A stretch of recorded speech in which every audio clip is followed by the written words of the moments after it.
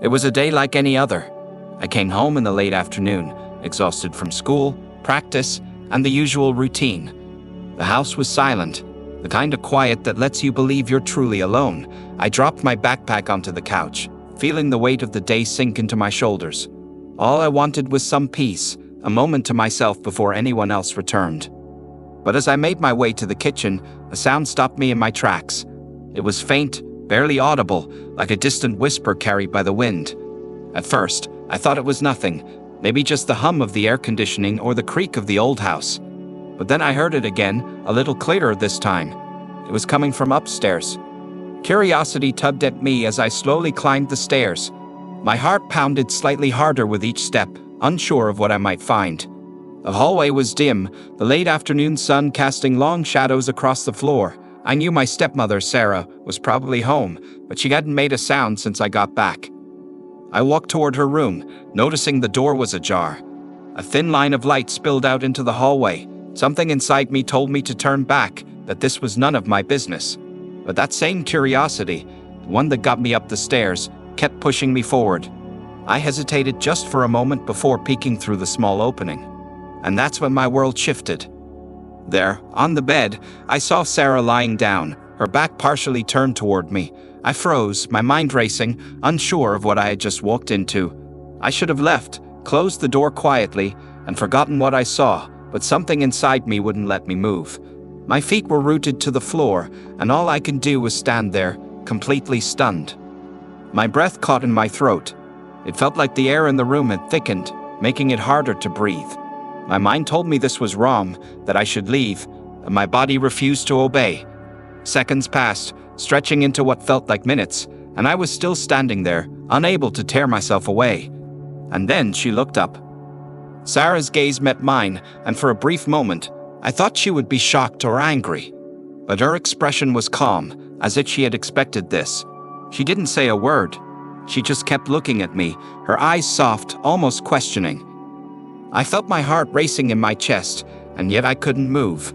The moment our eyes met, time seemed to freeze. My mind was racing, trying to make sense of what was happening, but the room felt heavy, thick with tension. Sarah didn't look away. Her calm expression was the last thing I had expected. No anger, no embarrassment, just quiet acceptance. "You didn't mean to walk in, did you?" Her voice was soft but steady, breaking the silence. It wasn't an accusation, more like a quiet acknowledgement of the moment. I nodded slowly, not trusting my voice to respond.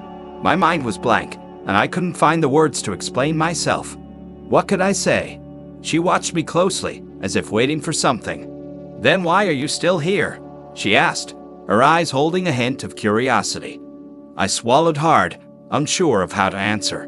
Why was I still here? Every rational thought told me to leave, but I couldn't move. It felt like an invisible force was holding me in place, drawn to her in a way I couldn't understand. Instead of speaking, I took a hesitant step forward. Sarah didn't flinch. She just kept watching me, her calm demeanor unshaken. The air between us crackled with something unspoken. This was a crossroads, a moment that could shift everything one way or another. I don't know what to do," I finally admitted, my voice barely above a whisper.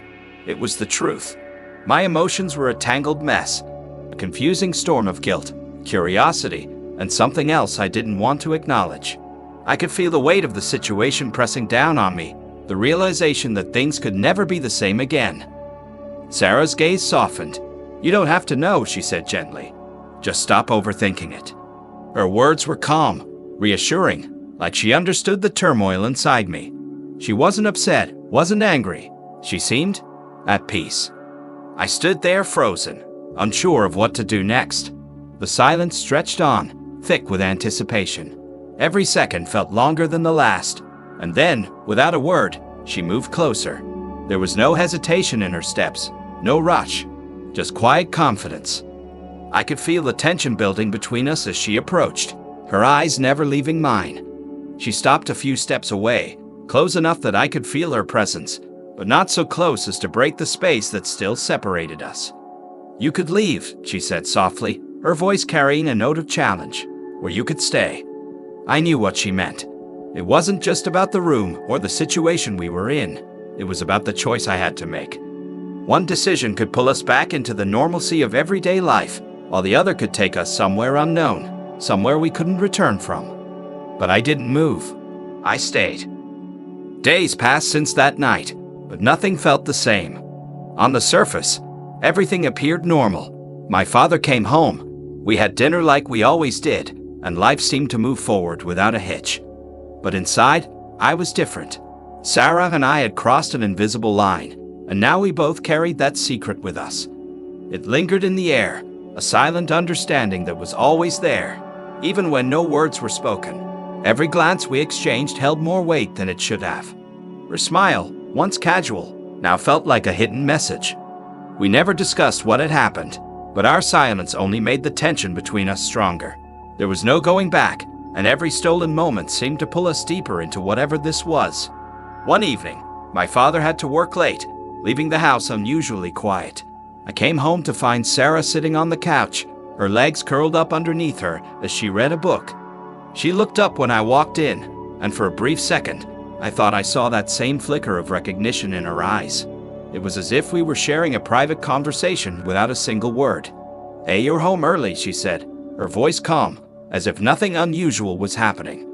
But I could feel the shift in the room, the unspoken tension that had grown between us.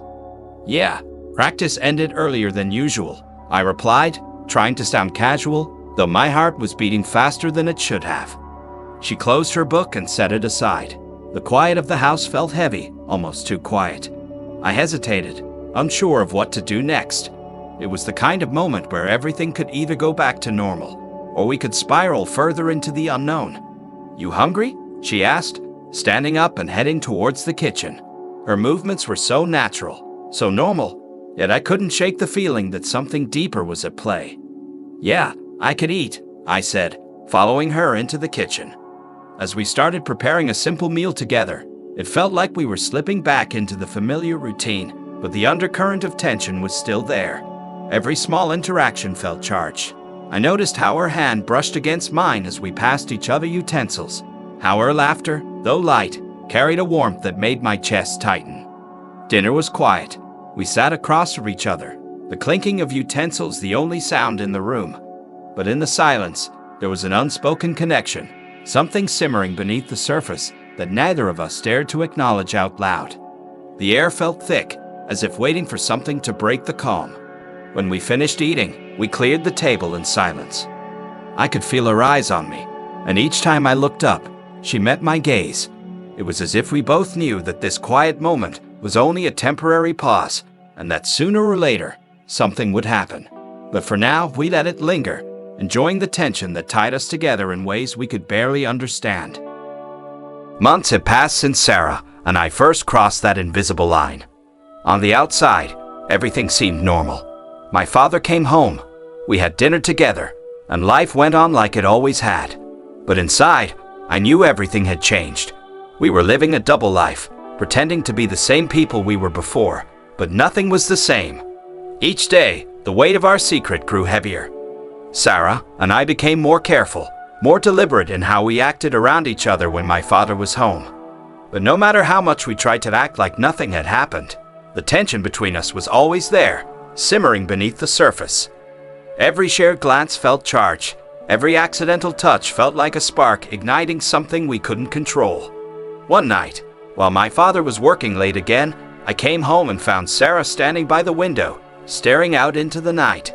She didn't hear me come in at first, and I watched her for a moment, unsure of what to say. Something felt different. There was a heaviness in the air, like we were both waiting for something to happen, knowing it would eventually, but not ready to face it. Finally, I spoke. "What's on your mind?" She didn't turn around at first, just kept looking out the window. When she did finally turn to face me, her eyes were filled with something I hadn't seen before: doubt, hesitation. "We can't keep doing this, Alex," she said softly, almost as if she didn't want to say the words out loud. I felt a tightness in my chest, knowing exactly what she meant but not wanting to admit it. "Why not?" I asked, though I already knew the answer. We had been walking a dangerous line for months, and we both knew it couldn't last forever. But hearing her say it made it feel real, like the walls of this secret life we had built were starting to close in. It's not right, she continued, her voice barely above a whisper. It was never meant to happen like this. Sooner or later, we're going to get caught. I moved closer, the tension between us thick in the air. We can figure this out. We don't have to end it, I said, my voice wavering. But even as I said it, I knew it wasn't true. We were fooling ourselves, pretending like we could keep living this lie without consequences. Sarah let out a long sigh, her shoulders slumping slightly. I don't regret any of it, Alex, but we have to stop, for your sake, for mine, before it's too late. I stood there, torn between wanting to fight for what we had and knowing that she was right. There was no future in this, not without hurting everyone around us. What are you saying? I asked quietly, though deep down, I already knew the answer. She looked at me, her eyes filled with a sadness that cut through me. I'm saying that we need to go back to how things were, before all of this. Her words hung in the air like a final verdict, and I knew there was no going back. This was the end, and as much as I wanted to deny it, I couldn't. We stood there in silence for what felt like an eternity, neither of us willing to move, to break the moment. Finally, Sarah stepped closer, placing a hand on my arm. We'll always have this, but we need to let it go. And in that moment, I knew it was over.